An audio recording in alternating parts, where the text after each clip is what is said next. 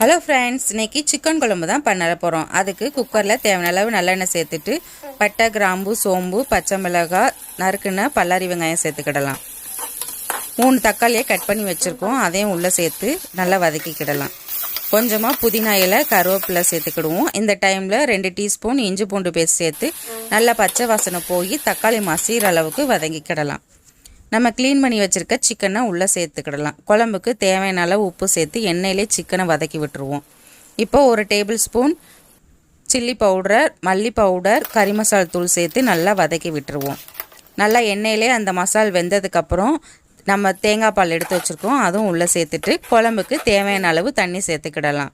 காரம்லாம் செக் பண்ணி பார்த்துட்டு ஒரு 3 விசில் விட்டு வேக வச்சு எடுத்துக்கிட்டோம்னா அருமையான ஒரு சுவையான டேஸ்டான சிக்கன் குழம்பு ரெடி ஆயிடுச்சு. உங்களுக்கு இந்த வீடியோ கண்டிப்பாக பிடிச்சிருக்கும். பிடிச்சிருந்தா மறக்காமல் கோதை தமிழ் சேனலை லைக் பண்ணிக்கோங்க.